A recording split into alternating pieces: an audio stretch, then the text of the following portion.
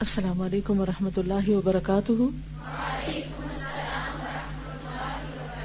نحمده ونصلی علی رسولہ الکریم، اما بعد فاعوذ باللہ من الشیطان الرجیم، بسم اللہ الرحمن الرحیم۔ رب اشرح لی صدری ویسر لی امری واحلل عقدۃ من لسانی یفقہوا قولی۔ معاصی کی سخت ترین سزا، فصل 30۔ معاصی یعنی گناہوں کی ایک اور سزا یہ ہے کہ اللہ تعالیٰ گناہگار بندے کو بھلا دیتا ہے، اللہ اکبر، اور اسے اسی کے نفس اور شیطان کے حوالے کر دیتا ہے۔ نوبت یہاں تک پہنچ جائے تو بندہ ہلاکت کے عمیق یعنی گہرے غار میں جا گرتا ہے اور اس کی نجات کی کوئی امید ہی نہیں رہتی۔ ارشاد ہوتا ہے، یا ایھا الذین آمنوا اتقوا اللہ ولتنظر نفس ما قدمت لغد واتقوا اللہ ان اللہ خبیر بما تعملون ولا تکونوا کالذین نسوا اللہ فانساہم انفسہم اولئک ھم الفاسقون۔ سورۃ الحشر آیت 18 اور 19۔ اے ایمان والو، اللہ سے ڈرتے رہو، اور ہر شخص کو یہ دیکھنا چاہیے کہ کل قیامت کے لیے اس نے کیا عمل کر کے رکھا ہے، اور اللہ سے ڈرتے رہو کیونکہ جو کچھ بھی تم کرتے ہو اللہ کو اس کی پوری خبر ہے۔ اور ان لوگوں جیسے نہ بنو جنہوں نے اللہ کو بھلا دیا، تو اللہ نے ان کی ایسی مت ماری کہ وہ اپنے آپ کو بھول گئے، یہی لوگ تو بڑے نافرمان ہیں۔ اپنے آپ کو بھولنے کا مطلب کیا؟ انسان اپنے انجام اور اپنے مستقبل کو بھول جاتا ہے کہ اس کا حال کیا ہوگا قیامت کے دن، اس کا انجام کیا ہوگا، یا یہ کہ اس کے اندر کیا غلطیاں کیا خرابیاں ہیں، یعنی انسان کی اپنے ہی نفس سے لا علمی اور ناآگاہی ہو جاتی ہے۔ اس آیت میں اللہ تعالیٰ تقوی اور پرہیزگاری کا حکم فرماتا ہے اور مومنوں کو ان بندوں کی مشابہت سے روکتا ہے جو تقوی کی راہ سے منہ موڑ کر اللہ تعالیٰ کو بھلا بیٹھے ہیں۔ گویا اللہ تعالیٰ یہ خبر دیتا ہے کہ اگلے لوگوں میں کچھ لوگ ایسے تھے جو تقوی کی راہ چھوڑ بیٹھے تھے اور اپنے مصالح کو عذاب سے نجات دینے والے دائمی حیات بخش امور، کمال لذت و سرور اور کمال انعام کی موجب چیزوں کو بھلا بیٹھے تھے۔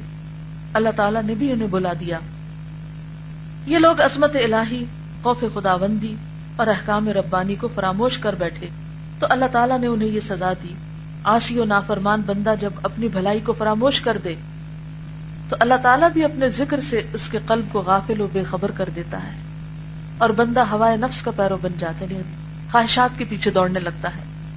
خود بندہ اپنی بھلائی کو برباد کرنے میں اعتدال کی حدود کو توڑ کر افراط و تفریط کی دلدل میں پھنس جائے تو لازمی طور پر اس کی ساری دنیا اور آخرت کی بھلائیاں اس افراط و تفریط کی نظر ہو جاتی ہیں۔ حالانکہ دنیا کی لذتیں اور مسرتیں اس قدر بے وقت ہیں کہ ان کی حیثیت موسم گرما کے بادلوں یا وہم و خیال کے انباروں سے زیادہ نہیں۔ یعنی دنیا کی لذتیں کتنی ہیں، جیسے سخت گرمی کے موسم میں تھوڑی سی بارش آ جائے تو موسم بدلتا ہے، لیکن کیا اس سے گرمی چلی جاتی؟ نہیں۔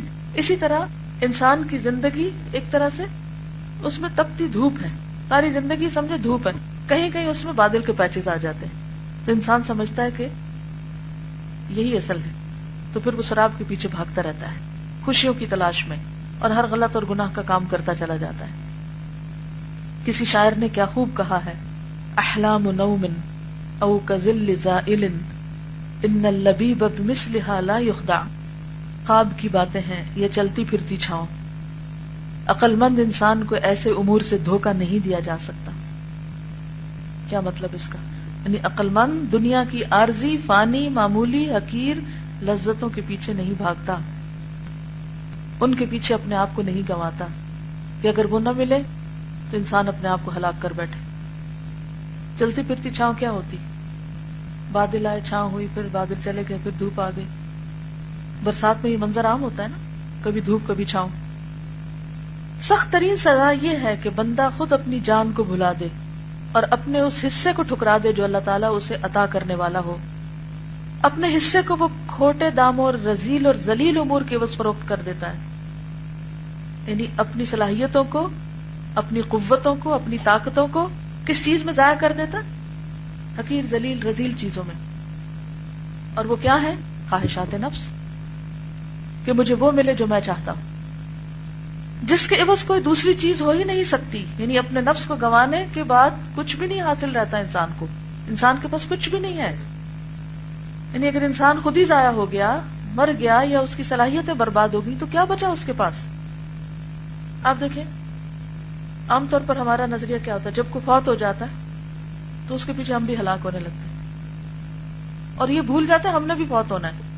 یاد رہتا ہے کسی کو اس وقت جو دوسروں کے غم میں اتنے نہال ہو رہے ہوتے ہیں، اتنے نڈھال ہو رہے ہوتے ہیں کہ اپنی نماز، اپنا دین، اپنا کام، اپنے فرائض بھول جاتے ہیں، اگر انہیں یاد رہے کہ یہ وقت تو ہم پہ بھی آنے والا ہے۔ آج کسی کی موت کی خبر ہے، کل خود ہم خبر بننے والے ہیں۔ جیسے کسی کی موت کی خبر آپ سنتے ہیں نا، ایسی آپ کی خبریں دوسرے سننے والے ہیں۔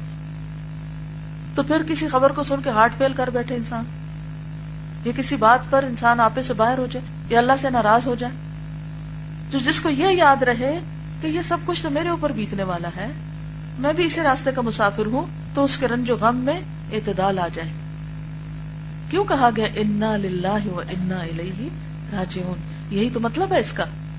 وہ چلا گیا، مجھے بھی جانا ہے، صرف مجھے اسی کی فکر کیوں ہے؟ مجھے تو اپنی بھی کرنی ہے۔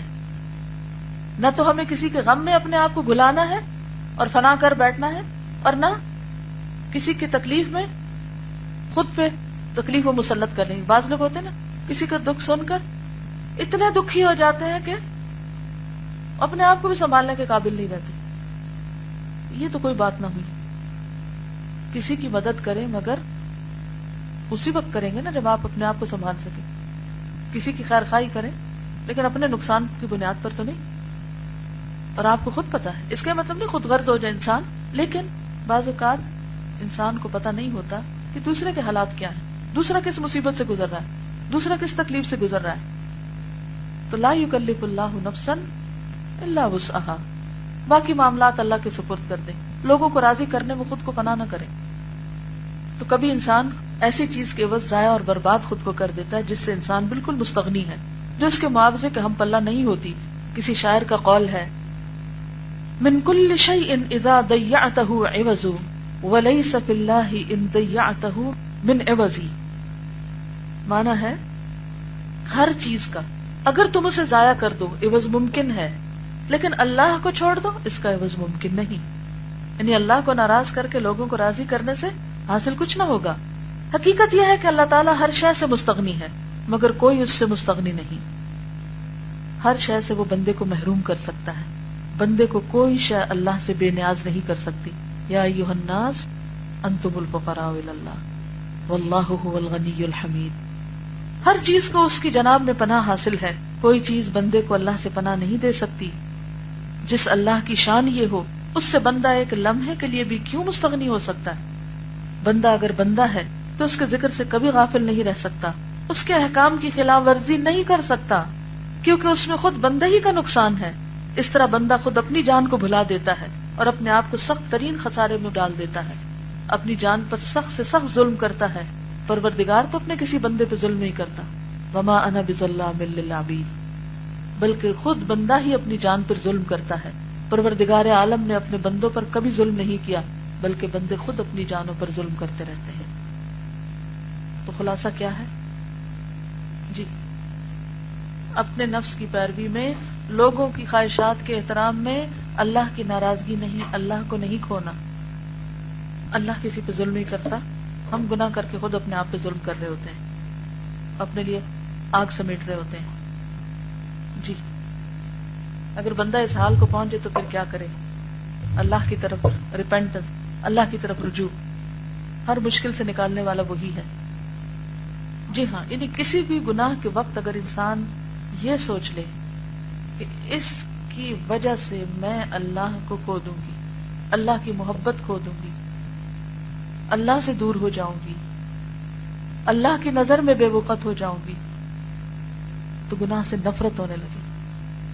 یہ جن کاموں کو کر کے ہم بڑے خوش نظر آتے ہیں نا، بعض اوقات خلاف شریعت کام کر کے ہم بڑے کانفیڈنٹ نظر آتے ہیں، لوگوں کو خوش کر کے اللہ کو ناراض کر کے بعض اوقات ہم سمجھتے ہیں کہ ہم نے بہت بڑا مارکا کر لیا، لیکن یہ بھول جاتے ہیں کہ یہ تو اللہ کی ناراضگی کا سودا کر لیا، اور اللہ کو ناراض کر کے پھر خوشیاں کہاں سے مل سکتی ہیں؟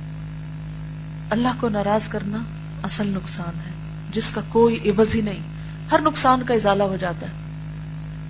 کہتے ہیں کہ کل میرا ایک دعوت پہ جانے کا اتفاق ہوا، وہاں زرداری دوسرے سیاستدانوں کی بہت برائیاں ہو رہی تھی، سب شامل تھے. اس موقع پہ کیا کریں؟ اٹھ جائیں وہاں سے. اگر آپ میں ہمت ہے تو جس کی برائی کر رہے ہیں جا کے اس کو کہیں. لوگوں کے بیچ میں بیٹھ کے باتیں کرنے کا کیا فائدہ؟ جیسے نیکی پلٹ کے آتی ہے، ایسے گناہ بھی پلٹ کے آتے ہیں. ان احسنتم احسنتم لانفسکم وان اسأتم فلہا. اوکے. سبحانک اللہم وبحمدک نشہد ان لا الہ الا انت نستغفرک ونتوب الیک.